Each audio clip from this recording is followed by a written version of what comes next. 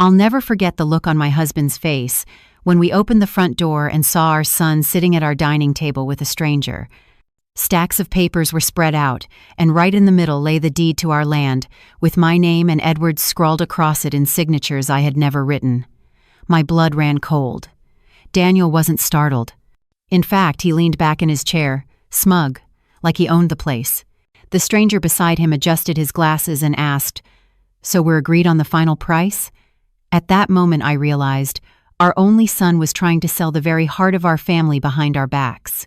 "Tell me, what would you do if you caught your child betraying you like this? Would you scream? Would you cry? Or would you sit silent and let the guilt devour you?" We hadn't planned on being home that evening. Our trip was supposed to last 2 more weeks, a chance for Edward and me to finally breathe after decades of hard work on the farm. But Edward had felt a gnawing pain in his chest, the kind that no poolside cocktail could soothe, and we decided to cut it short. We didn't call Daniel. We wanted to surprise him, maybe share a quiet family dinner. Instead, it was us who received the surprise one that split the ground beneath our feet. The smell of ink and old paper hit me before the truth did. Edward froze in the doorway, clutching the frame to steady himself. His breath came shallow, not from illness this time, but from disbelief. Daniel didn't even flinch. "Mom, Dad," he said smoothly, as though we'd walked in on him reading the newspaper. "You're back early." His eyes darted to the man beside him, then back to us. "This is Mr. Cole. We were just finalizing an agreement." "An agreement?" I managed, my throat dry. My gaze landed on the neat lines of text stamped across the page. Property description, sale value, transfer of rights. Then my eyes found the scribbled names at the bottom. Rachel Thompson. Edward Thompson. My hand shook as I touched the signature. It wasn't mine. The silence in the room was unbearable. Mr. Cole cleared his throat, clearly uneasy. "Perhaps I should come back another time," he said. But Daniel's hand shot out, gripping his arm. "No, stay," he insisted, a smile stretched too tight across his face. "It's all in order. They'll understand once I explain." Edward's voice, hoarse and cracking, cut through the tension. "Explain what, Daniel? That you forged our names? That you tried to sell land you didn't build, didn't bleed for?" His knuckles whitened as he leaned against the chair, fighting for composure. Daniel straightened, trying to look confident. "I'm securing our future. This land is worth more than you ever told me. I'm just taking initiative." He tapped the paper as if it were a brilliant business plan. "You should be thanking me. This is progress." My chest tightened. I remembered Daniel as a boy, chasing chickens in the yard, laughing when Edward lifted him onto the tractor. How had that child turned into this stranger? My mouth opened, but words refused to form. Betrayal this sharp doesn't let you speak, it strangles you, leaving only silence. Mr. Cole began gathering the papers, sensing the storm about to break, but my eyes stayed locked on the false signatures, black scars on white paper. My name, my husband's name, reduced to a tool for theft, Daniel's theft.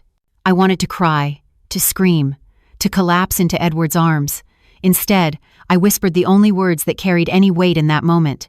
"Whose hand wrote this?" My finger pointed at the forged name. The question hung heavy in the air, impossible to escape. Daniel's jaw tightened. For a fraction of a second, I saw something flicker in his eyes. Fear, maybe, or shame. But it was gone as quickly as it came. He leaned forward, voice calm, steady, rehearsed.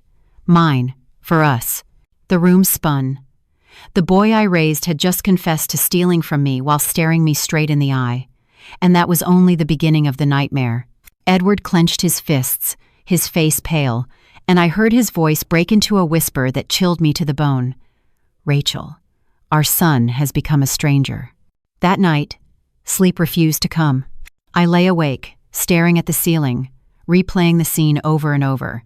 His steady voice, the brazen way he looked at us as though forging our names was nothing more than signing for a package. Edward dozed fitfully beside me, his hand twitching every so often like he wanted to punch something, or maybe someone.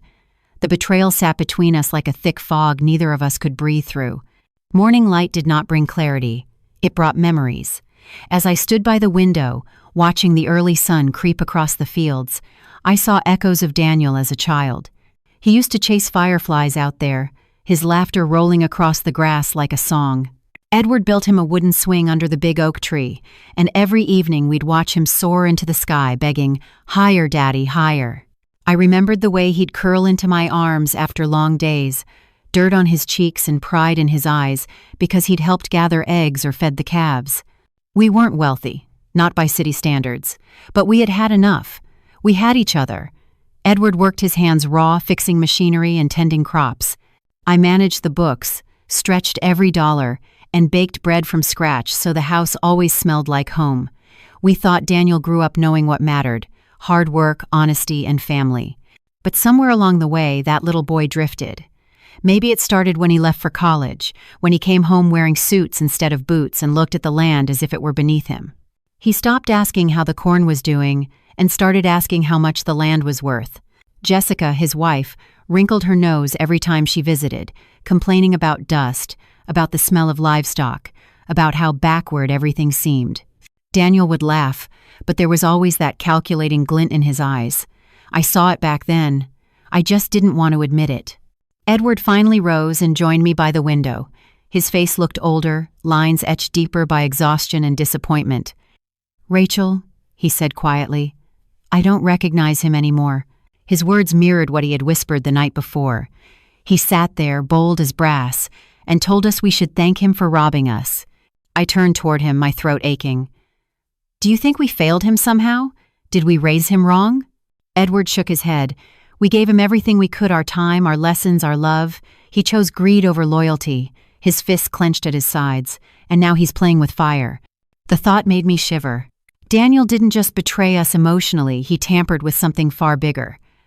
That land wasn't just sentimental, it held value beyond his imagination. Buried beneath our soil was a wealth of minerals, deposits whispered about by surveyors and hinted at in old family records. Edward and I had always protected that secret, waiting for the right time, the right deal, one that would secure not just money but dignity. And now Daniel had nearly thrown it all away for a quick payday. Later that afternoon, Edward and I sat at the kitchen table, the same one where Daniel had plotted against us. The surface still bore faint indentations from the papers that had been spread across it the night before. Edward traced a groove with his finger. "We need to be careful," he said.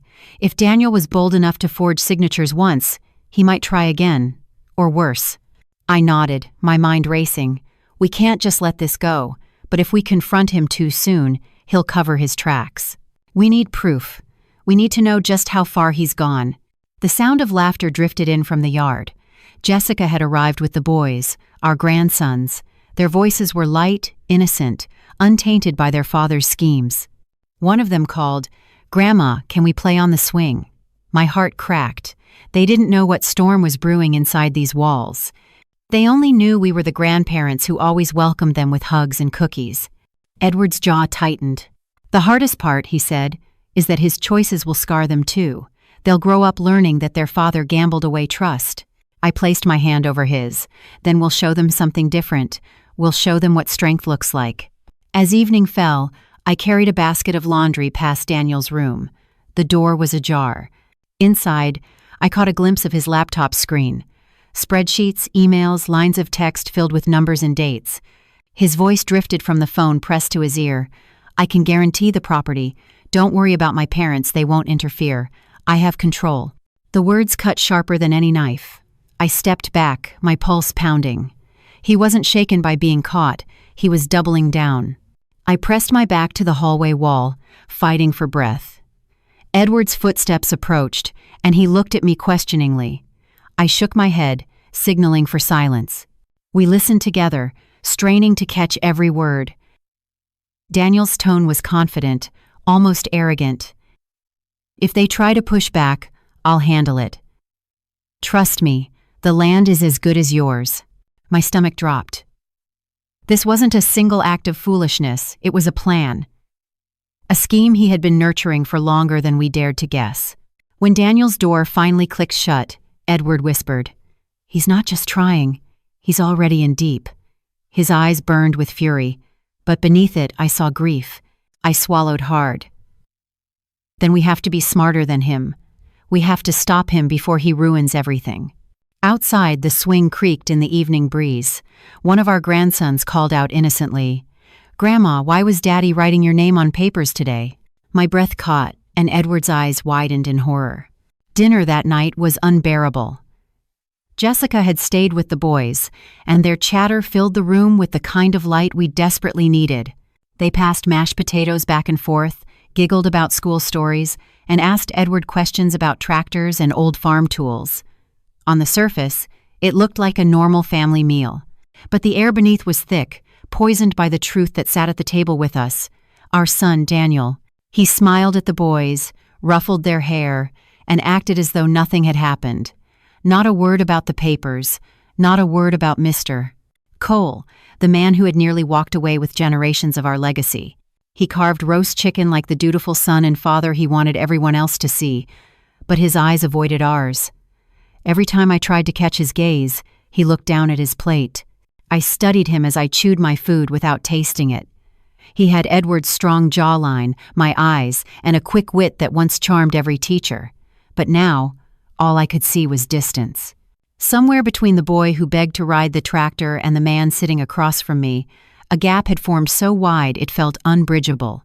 "Grandpa," one of the boys said, "Daddy says the farm is old-fashioned. Do you think it's true?" Edward's fork froze halfway to his mouth. He set it down carefully, wiped his hands with a napkin, and met his grandson's curious eyes. "Old-fashioned doesn't mean useless, son," he said evenly. "This farm fed our family for generations. That's not something you throw away."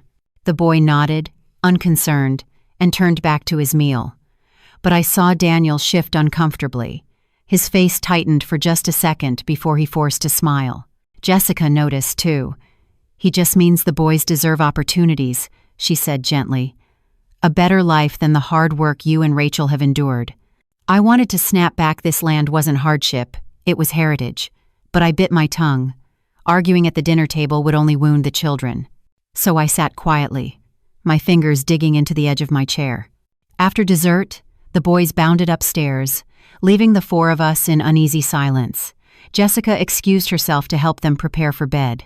That left only Daniel, Edward, and me, the quiet stretching out until Edward finally broke it. "Daniel," he said, voice low but steady, "what were you thinking?" Daniel leaned back in his chair, arms crossed. "I was thinking about the future, about value, about how you two are sitting on something bigger than you admit. You treat this land like a museum. I see it as capital, potential." "You forged our names," Edward said. His tone was sharp, each word hammered into the space between them. "You didn't ask, you didn't talk, you stole." Daniel sighed, as though we were the unreasonable ones. "You act like I'm the enemy, but I'm your son. You should trust me. I can handle these things better than you can now." I clenched my fists in my lap. "Trust isn't given after betrayal, Daniel. It's shattered. Do you understand what you've done to us?" His expression flickered anger, guilt, defiance all at once. But then he smirked, just slightly. "I understand that you're both too sentimental. You let emotion blind you. I'm practical. I'm securing what should have been secured years ago." The words pierced me. Too sentimental. As if love for land, for roots, for family, was weakness. Edward rose abruptly, the chair legs scraping against the floor. He towered over his son, not with fists raised but with a quiet fury. "If you think money is worth more than loyalty, then you've already sold more than this land. You've sold yourself." Daniel's smirk faltered. He stood as well, meeting Edward's eyes. For a tense moment, I thought they might come to blows. But then Jessica re-entered the room, her voice breaking the spell. "Is everything all right?" "Fine," Daniel said quickly. Too quickly. He brushed past his wife and climbed the stairs without another word. Edward sat back down slowly, his hands shaking. I reached across the table and covered them with mine. "We need to act, Rachel," he said hoarsely. "He's not stopping. He's convinced he's right." I nodded, my chest aching. "Then we have to be stronger. For us, for the boys, for everything we built." Later, as we readied for bed, I caught my reflection in the mirror. My face looked older than it had a week ago. Betrayal carves lines deeper than time ever could. I wondered if Daniel had any idea what he'd taken from me already. Not money, not deeds, but the bond between a mother and her son. I closed my eyes and whispered to myself, This isn't the end. Not yet. Down the hall, a door clicked softly. I peeked out just in time to see Daniel slipping outside into the night, a briefcase in his hand. My heart sank. What deal was he chasing now, and how much more would he risk before the truth devoured him? The next morning, Edward and I rose early, though neither of us had slept well. I made coffee, but it sat untouched on the table as we listened for sounds of Daniel moving about the house. By the time the boys padded into the kitchen, rubbing their eyes, Daniel was gone. Jessica said he had left before sunrise. Some business meeting, she explained, though her tone carried uncertainty. I knew better he wasn't going to a meeting. He was digging deeper into his betrayal. After breakfast, Edward pulled the stack of papers Daniel had left behind from the drawer where I'd hidden them. My eyes scanned the words again and again. Sale of property, transfer of rights, exclusive claim, each line was a dagger, and then my gaze landed on the signatures. My name, written with a flourish that almost looked convincing, and Edward's, scrawled in a way that mimicked his blocky handwriting but didn't quite capture it. I leaned closer. Something was wrong with the ink. The lines weren't smooth like my pen's usual strokes, they bled slightly at the edges, as though printed or traced. Look, I whispered, pointing. Edward squinted and let out a low growl. That isn't my writing. He didn't even get the pressure right. I press hard, you can feel the grooves in the paper when I sign. These are flat. I ran my fingertips across the page. Nothing. No indentation, just ink lying on the surface. My heart pounded in my ears. He didn't sign them at all. He copied them.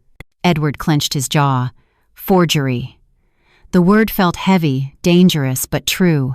I turned to the dates typed neatly at the top corner. My stomach twisted. The documents were dated 3 days ago when Edward and I were still on our trip. The very same evening, we called Daniel to check in. He told us everything was fine. Meanwhile, he was pretending to be us on paper. The doorbell rang suddenly, making me jump. I hurried to the entryway, nerves on edge. A delivery driver handed me an envelope. I signed quickly and carried it back to the kitchen. Edward opened it with rough hands. Inside was a confirmation letter from a notary's office, thanking Rachel Thompson for submitting documents for verification. But I had never been there. The blood drained from my face. I could see the truth spelling itself out. Daniel hadn't only forged our names, he'd already pushed the papers through channels to make the sale look legitimate. He was ahead of us, already trying to cover his tracks. Edward slammed the envelope down on the table. This is worse than I thought. He's not just playing games. He's trying to erase us from our own land. A sick heaviness settled over me. The farm wasn't just dirt and wood. It was Edward's sweat, my years of sacrifice, generations of dreams. And in a matter of days, Daniel had nearly signed it all away. That evening, Jessica returned from town with groceries. She placed bags on the counter and sighed. Daniel said he'll be late again tonight. Meetings, contracts, I don't know. She hesitated, looking at me carefully. Is something going on? He's been so secretive. I wanted to tell her everything, but the words lodged in my throat. If I spoke them aloud, if I admitted out loud that my son had betrayed me, it would become real in a way I wasn't ready to face, so I forced a smile. He's just busy. Jessica didn't look convinced. She turned away, her shoulders sagging, carrying groceries into the pantry. After the boys were in bed, Edward pulled the papers out again. He tapped the forged signatures with a thick finger. We can't stay silent. If he pushes this through, we'll lose everything. We need to start protecting ourselves, and we need proof. I nodded slowly. My mind was already spinning with ideas, photographing the papers, keeping the notary's letter, maybe even following Daniel. Anything to build a record before it was too late. Later, I sat alone at the dining table, staring at the neat black lines that pretended to be my name. Betrayal has a smell, I realized. It smells like fresh ink on crisp paper, sharp and metallic, lingering long after the pen is gone. I picked up the sheet and held it close. My own name looked foreign, like it belonged to someone else. Someone powerless. I folded the papers carefully, slid them back into the drawer, and whispered to the empty room. Not yet, Daniel. You think you've won, but you don't know me as well as you believe. Just then, my phone buzzed. A message lit the screen. "We need to talk about the property tomorrow. Don't tell Mom and Dad." It was from Daniel, accidentally sent to me instead of his buyer. My breath caught in my throat as I realized. He had just handed me his first mistake. The message from Daniel burned on my phone screen like a flare in the dark. "We need to talk about the property tomorrow. Don't tell Mom and Dad." My heart hammered in my chest. He thought he'd sent it to his buyer, but it had come to me. His arrogance was starting to slip, and in that crack, the truth was beginning to shine through. I showed the message to Edward, and his face went pale. "He's careless," he muttered. "Good. Carelessness leaves trails." He reached for the papers again, his jaw tight. "If he's meeting with the buyer tomorrow, then we need to be there. Not in the open, watching, listening." That night, I hardly slept. I lay in bed imagining what tomorrow might bring. Would we see him exchange money? Would we hear him confess what he'd done? I thought about the notary's letter, about the forged signatures, about the weight of our names used against us. And I thought about our grandsons, innocent and oblivious, running in the yard while their father tore the family's roots from the ground. By morning, I felt like my nerves were strung tighter than the wires on Edward's old fence. Jessica had taken the boys to visit a friend, leaving the house quiet. Daniel left early, suit pressed, briefcase in hand. I watched from the window as his car rolled down the driveway, dust curling in its wake.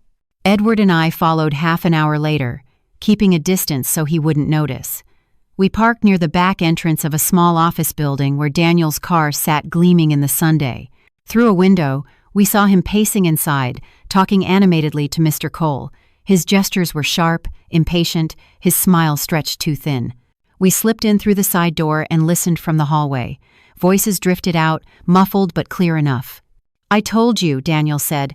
"My parents aren't going to be a problem. The paperwork's already submitted. It's done." Mr. Cole's reply was slower, more cautious. "But the valuation doesn't match the reports I've seen. If there are mineral deposits like you claim, the price you're offering me is suspiciously low. Why?" I pressed a hand to my chest. Edward's grip tightened on my shoulder. "Mineral deposits." He had told the buyer. He had spilled the secret we'd guarded for years. Daniel's voice rose, sharp. "Because I need liquidity fast. Don't overthink it, you're getting a steal." A pause. Then Mr. Cole again. "A steal is exactly what I'm worried about. If your parents didn't sign willingly, I can't touch this deal. I won't risk my reputation." The silence that followed was deafening. I imagined Daniel's jaw tightening, his foot tapping in frustration. When he spoke again, his tone was cold. "You're either in or you're out. Decide now." My stomach twisted. He was pushing too hard, and Cole knew it. Greed was leaking through Daniel's words, staining every syllable. Edward leaned close to my ear. "He's not closing this deal. Not today." We pulled back before we were seen, returning quietly to the car. My hands shook as I fumbled with the seatbelt. "He told him about the minerals," I whispered. "He's putting it all on the table, for anyone with cash." Edward stared out the windshield, his jaw set like stone. "He doesn't care who owns this land. He only cares that it isn't us." Back at the farm, the weight of what we'd overheard settled heavily on my chest. Daniel wasn't just reckless, he was desperate. And desperation, paired with arrogance, was the most dangerous combination. That evening, Daniel returned home, his expression stormy.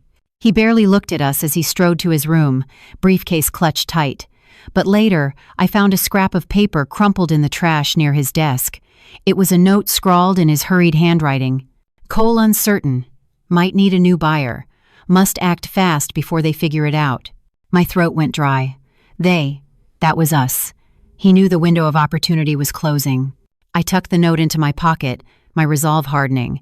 He thought we were weak, sentimental, and easy to fool. But he was wrong.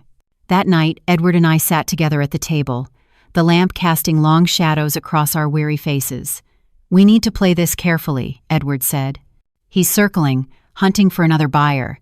If we strike too soon, he'll bury the evidence. But if we wait, he might actually close a deal." I looked down at the folded scrap of paper in my hand. "We don't have to strike yet. We just have to let him think he's winning. Let him dig his own hole." Edward's eyes met mine, a grim smile tugging at his lips. Then let's hand him the shovel. Upstairs, the floor creaked. Daniel's voice carried faintly through the vent as he spoke on the phone. Don't worry, my parents won't see it coming.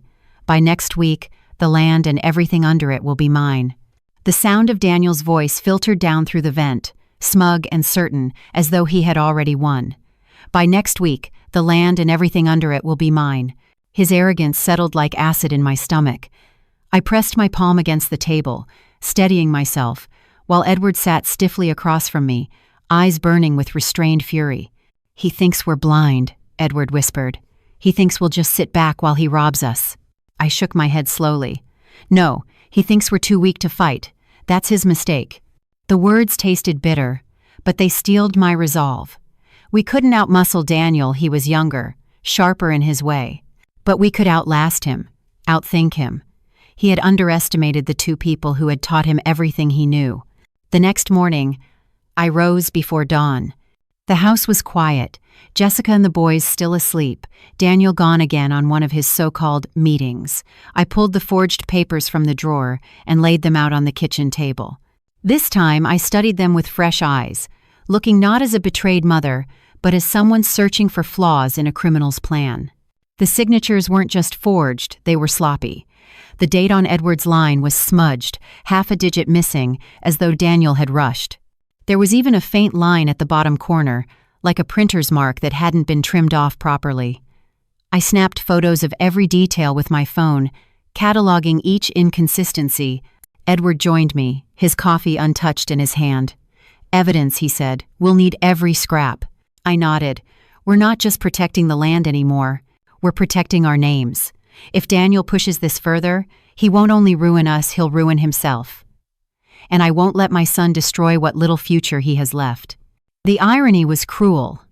Parents are supposed to save their children from their mistakes, but Daniel's mistakes weren't childish stumbles. They were deliberate betrayals. And now, it was our turn to teach him what consequences felt like. That afternoon, Edward and I began laying our quiet trap. We called a friend from years past, a man who worked as an appraiser, someone with sharp eyes and a sharper memory. We asked him, hypothetically, what he would notice if a property deal came across his desk with inconsistent signatures and questionable valuations. His answer was immediate: fraud. And if it's tied to mineral rights, that's a hornet's nest. Anyone buying into it without clean paperwork is begging for a lawsuit. The words were both terrifying and reassuring. Terrifying, because Daniel was already entangled in something far bigger than he understood. Reassuring, because it meant the cracks in his plan were there, waiting to be widened. That night at dinner, Daniel tried to play his usual role, smiling at the boys, asking Jessica about her day, but Edward and I watched carefully, noting every twitch, every flicker of his eyes. When the conversation turned quiet, I leaned forward casually and said, "You know, Daniel, I was going through some old family records today. Your grandfather always kept everything neat. I found the original land deed in his handwriting. Real signatures are so distinct, aren't they? Impossible to copy." Daniel's fork froze midair. For the briefest second, he stopped breathing. Then, just as quickly, he forced a laugh. "Sure, Mom, Grandpa was a stickler for details." He shoveled food into his mouth, pretending nothing had happened. But the way his hand shook on the fork told us he had heard the warning. After dinner, Edward and I sat on the porch, the night air cool against our faces. "He's rattled," Edward said. "Good. If he's off balance, he'll make mistakes." "That's the plan," I replied. "Let him think he's winning. Let him scramble and push harder. The more desperate he gets, the easier it will be to prove what he's done." We sat in silence, listening to the creak of the old swing swaying gently in the breeze. My thoughts drifted to the boys upstairs, their laughter echoing faintly through the window. They deserved a family built on honesty, not greed. They deserved better than to inherit their father's corruption. Inside, a floorboard creaked. I turned and saw Daniel standing in the hallway, half-shadowed, watching us through the screen door. His face was unreadable, half defiance, half unease.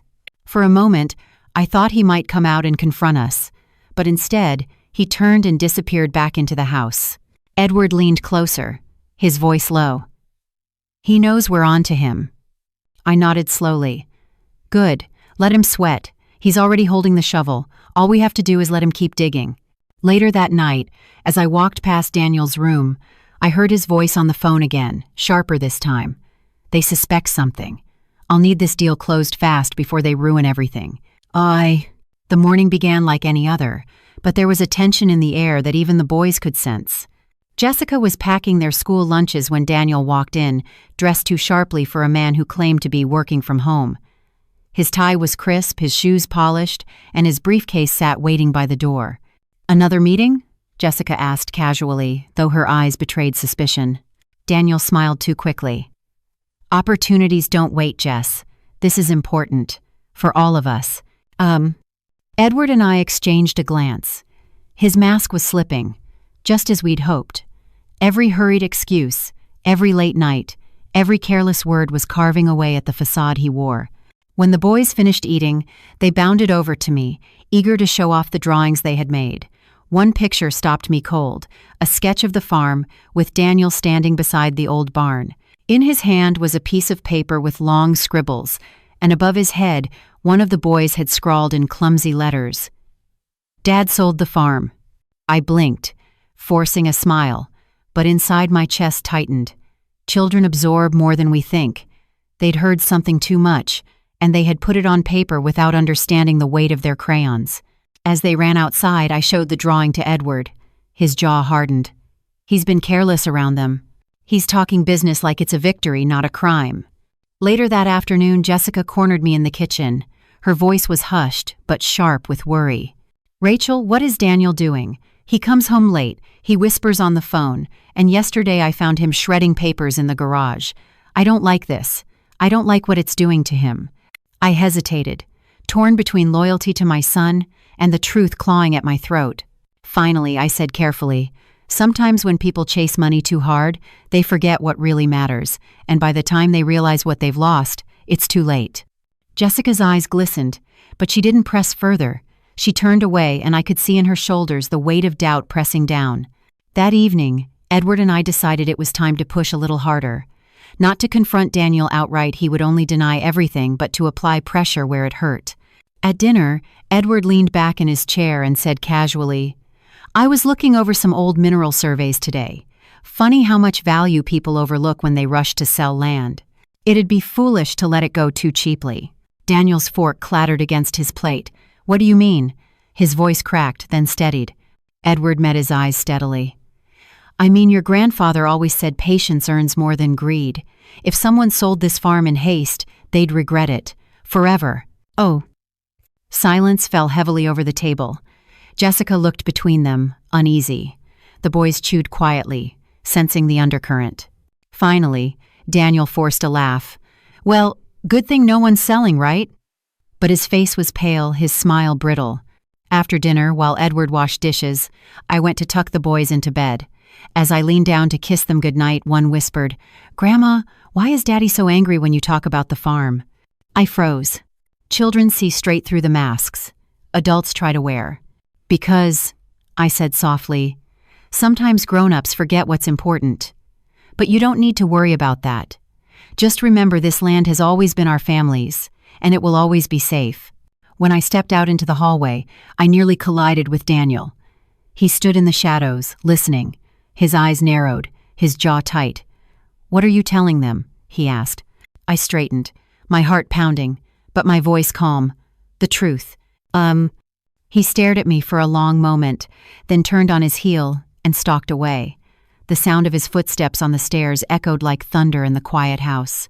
Later that night, Edward and I sat on the porch again, watching fireflies blink in the dark. "He's unraveling," Edward said. "Did you see the way his hands shook at dinner? He's scared." "Scared people make mistakes," I replied, "and mistakes leave evidence." We sat in silence, the creak of the porch swing the only sound. I thought of the drawing tucked away in the kitchen drawer, the childish scrawl that said Dad sold the farm. Out of the mouths of babes came truths that cut deeper than any lawyer's letter. Inside the house, a phone rang. Moments later, Daniel's muffled voice carried through the thin walls. "If this deal doesn't close soon, they'll ruin everything. Tomorrow, I'll make sure it's finished." I woke before dawn, the restless weight of Daniel's late-night phone call still pressing against my ribs. "Tomorrow, I'll make sure it's finished." Those words looped in my mind like a curse. He was running out of patience, and when desperate men move quickly, they leave behind the kind of cracks that can never be patched. Edward sat at the table already, coffee steaming untouched in his mug. His eyes were dark with sleeplessness. "He's going to try and push the deal through today," he said, voice gravelly. "We need to be ready." I nodded, though my chest felt tight. "We can't stop him yet, not openly. But if he thinks he's walking into victory, he'll get careless. We have to let him." Later that morning, Jessica hustled the boys out the door for school, leaving Edward and me alone in the kitchen. Daniel came downstairs, freshly shaven, suit crisp. He grabbed his briefcase with an air of forced confidence. "Busy day ahead," he said, not meeting our eyes. Edward only grunted. I forced a smile. "Don't forget your lunch." My voice was light, but my gaze lingered on him long enough to make him shift uneasily. Then he left, the slam of the door echoing through the house like a warning shot. We waited a few minutes before slipping out ourselves, following at a distance. His car wound through back roads until it stopped in front of a low, gray office building. Through the glass doors, we saw him shake hands with Mr. Cole, the same buyer we'd seen before. This time, though, something was different. As Daniel and Cole sat down, a third person joined them, a notary public, briefcase in hand. My stomach dropped. He wasn't just negotiating anymore. He was trying to make it official. Edward and I slipped closer, listening from the hallway outside the small conference room. "Let's finalize this," Daniel said, his voice too loud, too eager. "I have everything prepared. My parents won't be an obstacle." Cole frowned, flipping through the papers. "I've had my attorney look these over. Something doesn't sit right. The signatures, they don't match the samples we found." Daniel leaned forward, his smile tight. "Of course they do. My parents are just old-fashioned. Their handwriting has changed. Look, it's their names clear as day." The notary cleared his throat. "Mr. Thompson, are your parents aware of this sale? Have they provided consent?" For a moment, the room was silent. Then Daniel's tone sharpened. "They don't need to be here. I have authority. I can handle this." Cole exchanged a glance with the notary. "Then you won't mind if we confirm." He pulled out his phone, dialed a number, and put the call on speaker. "Let's settle this right now." My breath caught. Edward's eyes widened. We hadn't expected this. The phone rang twice, then a voice answered. It was the notary's assistant who explained that their office had already reached out to verify the signatures. "We were told," she said carefully, "that the documents came from Daniel Thompson's email, not Rachel or Edward's." Daniel's face drained of color.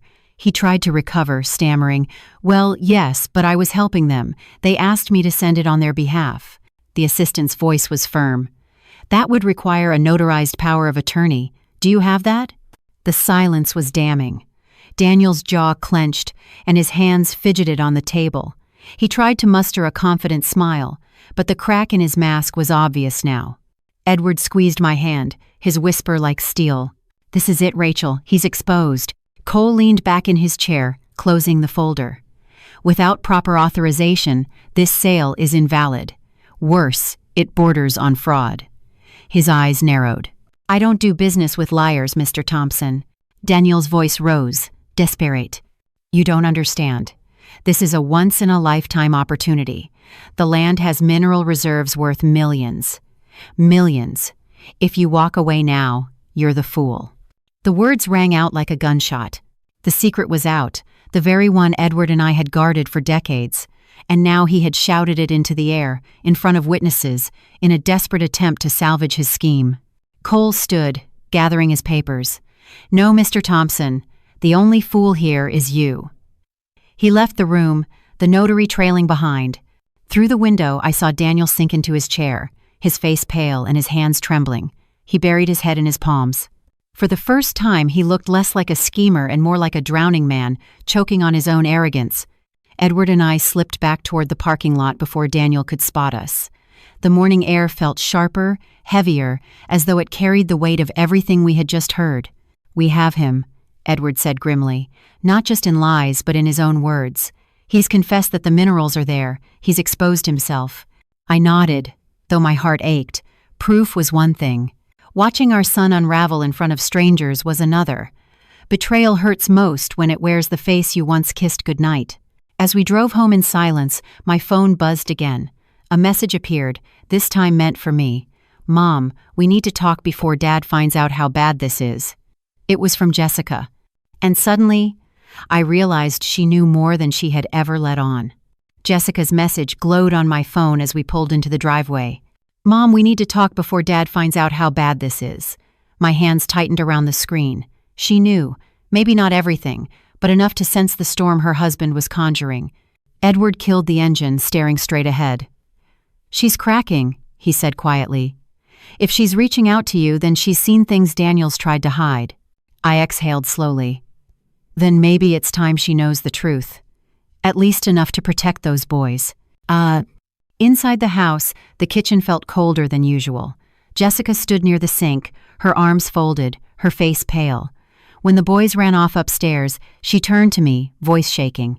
"Rachel, I found files on Daniel's laptop. Contracts, emails, valuations, numbers I don't understand, but they're huge, tens of millions. He said it's about the farm, but when I asked questions, he snapped at me." She pressed a trembling hand to her mouth. "What is he doing?" I glanced at Edward. His jaw was tight, but he gave a small nod. I took Jessica's hand gently. "He's trying to sell what doesn't belong to him. He forged our names, Jessica. He nearly closed a deal today, but the buyers walked away." Her eyes filled with tears. "Forged? Oh God." She sank into a chair. I thought he was just reckless. I didn't think he'd betray his own family." Edward's voice was low, harsh. "He already has." Jessica wiped at her face, her voice breaking. "What about the boys? They worship him. If they find out, they will," I said firmly, though my own chest ached. "The truth always finds a way. Better they know their father made mistakes than grow up thinking deceit is strength." Jessica nodded, silent tears streaking her cheeks. For the first time, she didn't defend Daniel. For the first time, she saw him as we did. That night, the house was restless. I heard Daniel come home late, stomping up the stairs, his voice muttering curses.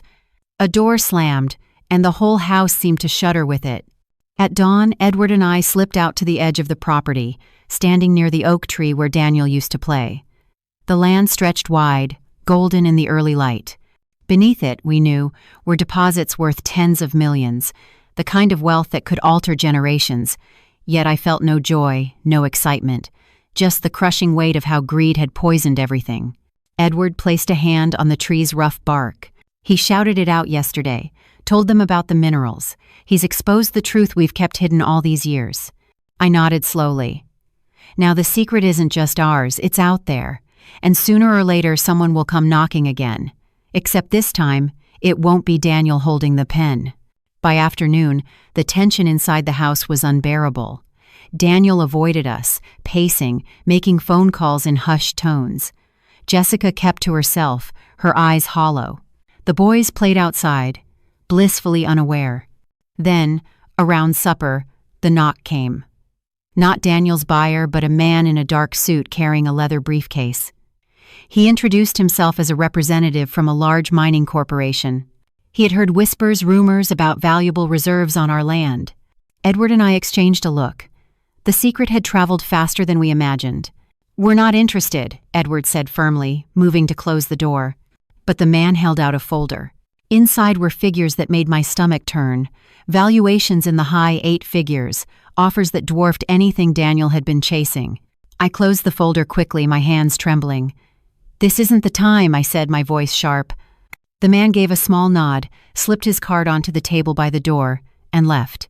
That night, as the boys slept upstairs, Jessica sat with us at the kitchen table. Her voice was quiet but resolute. "He's going to lose everything. And if he does, he'll drag us down too." She looked at me with pleading eyes. "Rachel, Edward, what do you want me to do?" My heart ached. "Protect your children. That's all that matters now. As for Daniel, he's chosen his path." From upstairs, footsteps creaked. Then Daniel's voice, low and furious, carried down the hall. "They think they can stop me? They won't. If Cole won't buy, someone else will. I'll get the money. I'll prove them all wrong. Edward's hand clenched into a fist on the table. Jessica closed her eyes, tears spilling silently. I reached for the folder the mining representative had left behind, my hand trembling over the bold number printed on the first page, $28,500,000. And in that moment, I knew Daniel hadn't just tried to steal from us. He had almost thrown away a fortune that could have secured every branch of our family tree. The folder sat heavily in my lap long after the mining representative had left. The bold figure $28.5 million glared back at me, a cruel reminder of how close we had come to losing everything. Not because of strangers, but because of our own flesh and blood. Edward sat beside me, silent, staring into his coffee as if the dark liquid could provide answers. Jessica lingered at the counter, arms wrapped tightly around herself. The boys were upstairs, their laughter drifting down faintly, a haunting contrast to the storm that brewed under our roof. Finally, Edward spoke. He nearly gave it away for scraps. His voice trembled with both fury and disbelief. Our son, our only son, was ready to trade a fortune for pocket change. I nodded, though my throat felt like it was made of sand. He doesn't see the land as a legacy, he sees it as leverage. To him, it's just numbers. Jessica turned to face us, her eyes red. He's not the man I married anymore. I used to believe in him.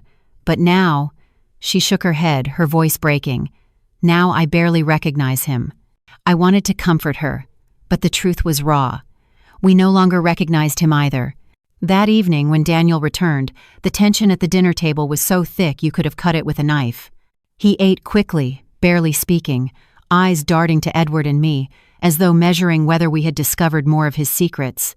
Halfway through the meal, Edward set his fork down and leaned forward. His voice was calm, but the steel underneath was unmistakable. Daniel, we need to talk. Tomorrow, all of us. No more secrets, no more meetings behind closed doors. Daniel froze. His fork hovered above his plate. For a moment, the mask slipped, his eyes hardened, his jaw clenched, but then he forced a smile. Of course, Dad. Whatever you want. Jessica shifted uneasily beside him. She knew, as we did, that his words were empty. After dinner, Edward and I retreated to the porch. The night air was cool, the cicadas buzzing like a chorus of warnings. He'll try to twist it, Edward muttered. Make us out to be the villains. We need proof. More than the forged signatures. More than the notary's statement. We need his words, his admission. I swallowed hard. Then we'll give him the chance to say them. The next morning we prepared the kitchen as if for battle. Papers spread across the table, the forged deed, the notary's letter, the mining company's offer. I slipped my phone into my pocket, its recording app already primed. If Daniel tried to lie again, the truth would capture itself in his own voice. Jessica sat with us, pale and tense. She wrung her hands until her knuckles turned white. He won't take this well, she whispered. Good, Edward said grimly. The truth isn't meant to be comfortable. Oh. When Daniel finally appeared, his suit jacket slung over his arm, his eyes darted immediately to the papers on the table. His smile was tight. What's this? Sit down, I said, my voice firmer than I felt. We're having a family discussion. Reluctantly, he sank into a chair. His gaze flicked to Jessica, then back to us. Fine. What do you want to know? Edward leaned forward, hands clasped. We already know. You forged our signatures. You tried to sell the land. You told a buyer about the minerals. His tone sharpened. We heard it with our own ears. Daniel's face paled, then flushed red. You were spying on me? You were stealing from us, I snapped, my control finally breaking. Don't you dare turn this around. For a long moment, silence stretched thin as glass. Then Daniel laughed, a hollow, bitter sound. You two don't get it. You've been sitting on a gold mine and doing nothing. I was taking action. I was securing the future. Whose future? Edward shot back. Yours? Jessica's? The boys? Or just your pride? Daniel slammed his fist on the table. I was doing it for all of us. You should be thanking me, not accusing me. Jessica flinched. Daniel, she whispered, you weren't doing this for us. You never even asked us what we wanted. He turned to her, eyes wide with betrayal. You too? Tears welled in her eyes. You lied to me, to your parents, to everyone. That's not securing a future. That's burning it down. Daniel pushed back from the table, pacing like a caged animal. You think you can stop me? You can't. I'm smarter than you, stronger than you. This farm is mine, whether you like it or not. My heart cracked at his words, but I held my ground. No, Daniel, the land was never yours to steal, and tomorrow you'll see just how wrong you are. He froze mid-step, eyes narrowing. What happens tomorrow? He asked. Edward leaned forward, his voice low and final. Tomorrow, you face the truth. All of it. Morning light poured through the kitchen windows, turning the papers on the table into glowing weapons. Edward sat stiffly at one end, his hands clasped tight, jaw clenched. I was beside him, heart beating hard enough to echo in my ears. Across from us, Daniel slouched in his chair, arms crossed, eyes narrowed with practiced indifference. Jessica stood by the counter, wringing her hands, torn between the man she married and the truth she could no longer ignore. Let's stop pretending, Edward began, his voice low but cutting. You tried to sell this farm, Daniel. You forged our names, and you lied to us, to your wife, to your children. Daniel let out a short laugh, though it sounded more like a bark. You act like I'm some criminal. I'm your son. Everything I did was for this family, for our future. For our future? I shot back, the words sharp with anger. You nearly threw away $28 million for $500,000 in quick cash. That's not securing a future. That's selling out everything your father and I worked for. His eyes flicked toward the folder on the table, the mining company's offer, still open to the page with the figure bold and clear. He hesitated for just a second, then shook his head. That's irrelevant. You two never would have taken the deal. You're too sentimental, too attached to dirt and barns and family history. I was doing what you were too weak to do. Edward's fist slammed against the table, making the cups rattle. Weak? It takes strength to hold a family together, to protect land when everyone else is circling like vultures. Weakness is betrayal, Daniel. Weakness is greed. Jessica's voice broke through, trembling but steadying with each word. He's right, Daniel. You didn't tell me about the deal. You didn't ask. You forged their names, and you tried to drag us into it. That isn't strength, it's cowardice. Daniel spun toward her, eyes flashing. Don't you dare turn on me. You're my wife. You're supposed to stand by me. Jessica shook her head, tears running down her cheeks. I stood by you when you failed at your last business, when you gambled away our savings, when you promised it would be different next time. But this, she gestured to the documents. This isn't something I can stand beside. This is a line you crossed. His face hardened, but I saw the flicker of panic in his eyes. He was being cornered not just by us, but by the woman he thought would defend him. You don't understand, he hissed. That land is a ticket out of mediocrity, out of scraping by. I was doing what had to be done. No, I said softly, my voice steady in the silence that followed. What had to be done was to protect this family, protecting our legacy. And you nearly destroyed it. Daniel's mask cracked then.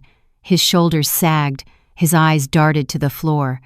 For a moment, he looked like the boy I once knew, the boy who used to race across the fields, his laughter ringing in the air. But it was gone as quickly as it came, replaced by bitterness. You can't stop me, he muttered almost to himself. I'll find another buyer, someone who doesn't care about paperwork, someone who'll pay me directly. You'll see. You can't keep me from what's mine. Edward rose to his feet, towering over him. What's yours? You think this land is yours? It belonged to my father, and his father before him. You didn't build it. You didn't bleed for it. And after what you've done, you'll never inherit it. Ever. Daniel's head snapped up, eyes wide. You wouldn't. I would, Edward said coldly. And I will. You've lost that right.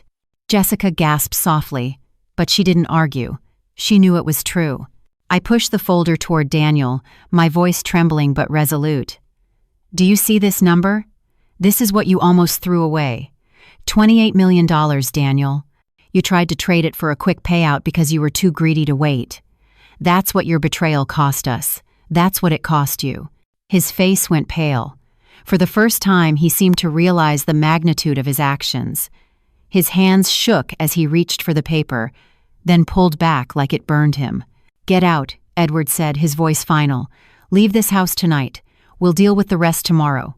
Daniel stood slowly, his face twisting with anger and desperation. "You'll regret this," he spat. "Both of you. You think you're teaching me a lesson, but you'll regret cutting me out." He stormed out of the kitchen, the door slamming behind him so hard the walls rattled. Jessica sat heavily at the table, burying her face in her hands. "I don't know who he is anymore," she whispered. I placed a trembling hand on her shoulder. "Neither do we. But tomorrow the truth will finish what it started." Upstairs, I heard the boys' bedroom door creak open, followed by a small voice drifting down the stairs. "Grandma, why is Daddy yelling about money again?" The house was quiet the next morning, but it was not the quiet of peace. It was the stillness of a storm waiting to break. Edward sat at the head of the dining table, his posture straight, his expression carved from stone. I laid the papers in front of us, every forged document, the notary's letter, and the mining company's offer, the number 28 million underlined in red. Daniel entered last, his footsteps heavy, his jaw set in defiance. Jessica trailed behind him, pale and weary, her eyes downcast. The boys were at school, thank God. They didn't need to hear what was about to be said. Edward's voice broke the silence. "Sit. Daniel smirked faintly but did as he was told, dragging the chair back with deliberate slowness. He folded his arms, his eyes flicking between us. "So, the tribunal's convened. What now? Do I get a chance to plead my case?" "No," Edward said. His voice was sharp, unyielding. "You get a chance to tell the truth, and then you get to face it." Daniel leaned back, his smirk widening. "The truth? Fine. The truth is, you two are relics. You cling to land and barns and memories while the world moves forward. I was the only one willing to turn this into something more, into what it's worth." I leaned forward, my voice low but steady. "You weren't turning it into something more. You were stripping it bare. You were selling our lives, our legacy, our blood, and you forged our names to do it." For a moment his eyes flickered. Then he laughed, a harsh, hollow sound. "So what? I used your names. They're my inheritance anyway. All I did was skip a step. You're both old. I was just moving things along." The words sliced through me, colder than any winter wind. My voice rose, trembling not with fear but fury. "Inheritance isn't something you steal. It's something you earn with loyalty, with respect. You've earned nothing." Edward slammed his fist on the table, the sound like a gunshot. "Nothing," his voice thundered, his face red with controlled rage. "Do you know what you threw away? That land was valued at nearly $30 million. You nearly gave it away for $500,000 because you were too greedy to wait, too blind to see past your own pride." Daniel's smirk faltered, his eyes darted to the folder. $30 million! His voice cracked. Jessica spoke then, her words trembling but fierce. "And you didn't even tell me, Daniel. You made me lie to your children without even knowing I was lying. Do you understand what you've done to us?" He turned on her, anger flaring in his eyes. "Don't start. You were supposed to trust me." Her tears spilled, but she didn't back down. "I did. Over and over. And every time you broke it, I won't do it again." The silence that followed was suffocating. Edward rose to his feet, his shadow falling across his son. His voice dropped, low and cutting. "You are no longer heir to this farm. You are no longer a part of this legacy. You've lost it. All of it." Daniel's face twisted, pale with shock, then flushed red with rage. "You can't do that. You're my parents." "We are," I said softly, my voice like steel wrapped in sorrow. "And that's the only reason you aren't already in prison for fraud. But don't mistake mercy for weakness. You're finished, Daniel." He stood, his chair scraping violently against the floor. "You'll regret this. You think you can cut me out? You'll see I'll find another way. I'll take what's mine." Edward's eyes burned as he pointed to the door. "Leave, now, before I call the sheriff myself." For a long moment Daniel stood there, chest heaving, his eyes wild. Then, with a guttural sound that was part laugh, part snarl, he snatched his briefcase and stormed out. The front door slammed so hard the glass rattled. Silence fell again, broken only by Jessica's sobs. I pulled her into my arms, though my own heart was breaking. "He's gone," she whispered. "But he's not finished." Edward lowered himself back into his chair, his hands trembling. "No," he said, voice heavy. "He'll be back. Men like him don't walk away from defeat. They come back swinging." I closed my eyes, the weight of Edward's words sinking deep into my bones. The battle wasn't over. It was only beginning. That night, as I checked the locks on the doors, my phone buzzed. A new message lit the screen. "You haven't seen the last of me. If you think you can erase me, you're wrong. This isn't over." It was from Daniel. Daniel's message sat on my phone like a glowing ember, threatening to set the whole house aflame. "You haven't seen the last of me. If you think you can erase me, you're wrong. This isn't over." The words throbbed in my mind long after the screen went dark. Edward sat across the room, the lamplight carving hard shadows into his face. He read my expression before I even spoke. What did he say? I handed him the phone. His jaw tightened as he read. "He's going to try something desperate," he muttered. "He won't accept the truth until it crushes him." The next day passed in uneasy silence. Jessica avoided eye contact, moving through the house as if each step weighed 100 pounds. The boys asked when their father would be home, their innocence stabbing at me like needles. I told them only what I could. "Daddy is busy. He won't be around for a while." By evening, a storm rolled across the horizon. Heavy clouds smothered the sunset, and thunder rumbled like a warning drum. Edward and I sat at the kitchen table, papers spread before us. Deeds, valuations, the mining company's offer. They were more than documents, now they were shields, proof against Daniel's lies. Then the headlights swept across the window. A car door slammed. My chest tightened. Daniel stormed in, rain dripping from his hair, his eyes wild. He looked less like a son and more like a man cornered by his own mistakes. He slammed his briefcase onto the table, scattering our papers.